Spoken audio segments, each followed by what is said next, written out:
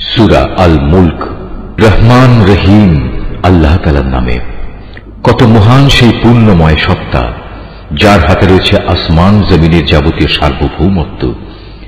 এই সৃষ্টি জগতের সব কিছুর উপর তিনি একক ক্ষমতাবান, যিনি জন্ম ও মৃত্যু বানিয়েছেন যাতে করে এর দ্বারা তিনি তোমাদের যাচাই করে নিতে পারেন কর্মক্ষেত্রে কে এখানে তোমাদের মধ্যে বেশি ভালো। তিনি সর্বশক্তিমান, তিনি অসীম ক্ষমাশীল। তিনি 7 মজবুত আসমান বানিয়েছেন, পর্যায়ক্রমে একটার উপর আরেকটা তিনি স্থাপন করেছেন। অসীম দয়ালু আল্লাহ তাআলার এই নিপুণ সৃষ্টির কোথাও কোনো খুঁত তুমি দেখতে পাবে না। আবার তাকিয়ে দেখো তো, কোথাও কি তুমি কোন রকম অসঙ্গতি কিংবা ফাটল দেখতে পাও? অতঃপর তোমার দৃষ্টি ফেরাও নভমণ্ডলের প্রতি। দেখো, আর একবার তোমার দৃষ্টি ফেরাও, দেখবে তোমার দৃষ্টি ব্যর্থ ও ক্লান্ত হয়ে তোমার দিকেই ফিরে আসবে। নিকটবর্তী আকাশটিকে তুমি দেখো, তাকে কিভাবে প্রদীপ মালা দিয়ে আমি সাজিয়ে রেখেছি।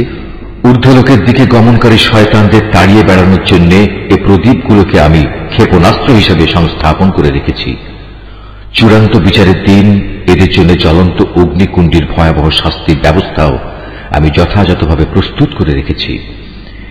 এত সব নিদর্শন সত্ত্বেও যারা তাদের স্রষ্টাকে অস্বীকার করেছে, তাদের জন্য রয়েছে জাহান্নামের কঠোরতম শাস্তি।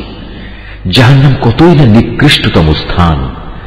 এই জাহান্নামের মধ্যে যখন তাদের ছুঁড়ে ফেলা হবে, তখন নিক্ষিপ্ত হবার আগেই তারা শুনতে পাবে তা ক্ষিপ্ত হয়ে বিকট গর্জন করছে। মনে হবে তা যেন প্রচন্ড ক্রোধের কারণে ফেটে দীর্ণ বিদীর্ণ হয়ে যাচ্ছে। যখনই একদল নতুন পাপীকে সেখানে নিক্ষেপ করা হবে, তখনই তার প্রহরীরা তাদের জিজ্ঞেস করবে, এই জায়গার কথা বলার জন্য তোমাদের কাছে কোনো সাবধানকারী কি আসেনি? তারা বলবে, হ্যাঁ, আমাদের কাছে আল্লাহর সাবধানকারী নবী রাসূল এসেছিল, কিন্তু আমরা তাদের অস্বীকারই করেছি। আমরা তাদের বলেছি এ দিন সংক্রান্ত কোনো কিছুই আল্লাহ তাআলা নাজিল করেননি, বরং তোমরা নিজেরাই চরম বিভ্রান্তিতে ডুবে আছো। তারা বলবে, কত ভালো হতো যদি সেদিন আমরা নবী রাসূলদের কথা শুনতাম এবং তা অনুধাবন করতাম, তাহলে আজ আমরা জ্বলন্ত আগুনের বাসিন্দাদের মধ্যে গণ্য হতাম না। অতঃপর তারা নিজেরাই নিজেদের যাবতীয় অপরাধ স্বীকার করে নেবে। ধিক্কার জাহান্নামের অধিবাসীদের উপর। অপরদিকে সেসব সৌভাগ্যবান মানুষ যারা নিজেরা চোখে না দেখেও তাদের সৃষ্টিকর্তাকে ভয় করেছে, নিঃসন্দেহে তাদের জন্য রয়েছে আল্লাহ তাআলার পক্ষ থেকে ক্ষমা ও মহাপুরস্কার।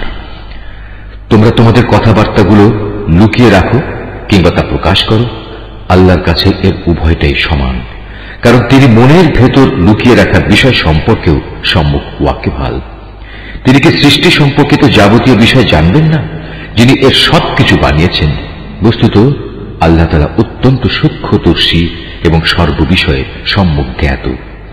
তিনি সেই মহান সত্তা যিনি ভূমিকে তোমাদের অধীন করে দিয়েছেন। তোমরা যখন যেভাবে চাও এর অলিগলির মধ্যে দিয়ে চলাচল করো এবং এর থেকে উদ্গত রিজিক তোমরা উপভোগ করো। মনে রেখো, একদিন তোমাদের সবাইকে তাঁর কাছেই ফিরে যেতে হবে। তোমরা কি নিজেদের নিরাপদ ভাবছো মহাশক্তিধর আকাশের মালিক আল্লাহ তাআলার কাছ থেকে? তিনি কি তোমাদের সহ ভূমণ্ডলকে গেড়ে দেবেন না? এমনি অবস্থা যখন দেখা দেবে, তখন তা ভীষণভাবে কম্পমান হবে। অথবা তোমরা কি নিশ্চিত আকাশের অধিপতি আল্লাহ তাআলা তোমাদের উপর প্রস্তর নিক্ষেপকারী এক প্রচন্ড বায়ু প্রবাহিত করবেন না? এমন দিন আসবে এবং তোমরা সেদিন অবশ্যই জানতে পারবে কেমন ভয়াবহ হতে পারে আমার সাবধান বাণী উপেক্ষা করা। তাদের আগেও যারা আমার সাবধান বাণী মিথ্যা প্রতিপন্ন করেছে, দেখো কেমন ছিল তাদের প্রতি আমার আচরণ। এসব লোকেরা কি তাদের মাথার উপর দিয়ে উড়ে যাওয়া পাখিগুলোকে দেখে না? কিভাবে এরা নিজেদের পাখা মেলে রাখে, আবার এক সময় তা গুটিয়েও নেয়। তখন পরম দয়ালু আল্লাহ তাআলাই এদের মহাশূন্যে স্থির করে রাখেন। হ্যাঁ, একমাত্র আল্লাহ তাআলাই, তিনি তার সৃষ্টির ছোট বড় সব কিছুই দেখেন। বলতো, তোমাদের মধ্যে এমন কে আছে যার কাছে এমন একটি বিশাল সৈন্যবাহিনী আছে যা দিয়ে তারা অসীম দয়ালু আল্লাহর বিরুদ্ধে তোমাদের সাহায্য করবে? আসলে এই অস্বীকারী ব্যক্তিরা হামেশাই বিভ্রান্তিতে নিমজ্জিত থাকে। যদি তিনি তোমাদের জীবিকার উপকরণ সরবরাহ বন্ধ করে দেন, তাহলে এখানে এমন দ্বিতীয় আর কে আছে যে তোমাদের পুনরায় রিজিক সরবরাহ করতে পারবে?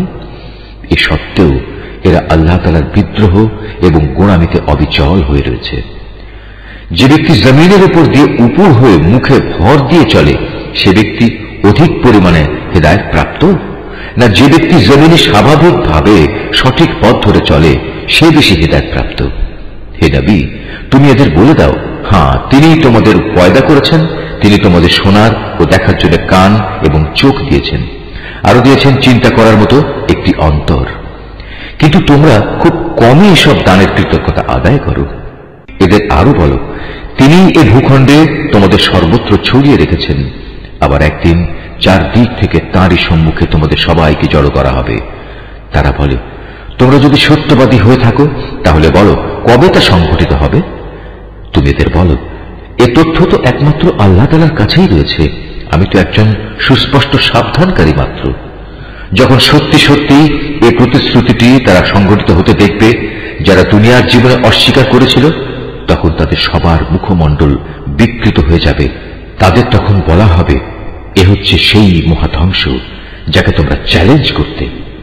তুমি বলো, তোমরা কি একথা ভেবে দেখেছ, আল্লাহ তাআলা যদি আমাকে এবং আমার সঙ্গী সাথীদের ধ্বংস করে দেন কিংবা ধ্বংস না করে তিনি যদি আমাদের উপর দয়া প্রদর্শন করেন, সবই হবে তাঁর ইচ্ছাধীন। কিন্তু আল্লাহ তাআলাকে যারা অস্বীকার করেছে তাদের প্রতিশ্রুত কিয়ামতের দিন এ ভয়াবহ আযাব থেকে কে বাঁচাবে? তুমি এদের বলো, হ্যাঁ, সেদিন বাঁচাতে পারেন একমাত্র দয়াময় আল্লাহ তাআলাই। তার উপর আমরা ঈমান এনেছি এবং আমরা তার উপরই নির্ভর করেছি। হ্যাঁ, অচিরেই তোমরা জানতে পারবে আমাদের মধ্যে কে সুস্পষ্ট গুমরাহির মাঝে নিমজ্জিত ছিল। হে নবী, তুমি এদের জিজ্ঞেস করো, তোমরা কি ভেবে দেখেছ তোমাদের জমিনের বুকে অবস্থিত পানি যদি কখনো উধাও হয়ে যায় তাহলে কে তোমাদের জন্য এ পানির প্রবাহ ধারা পুনরায় বের করে আনবে?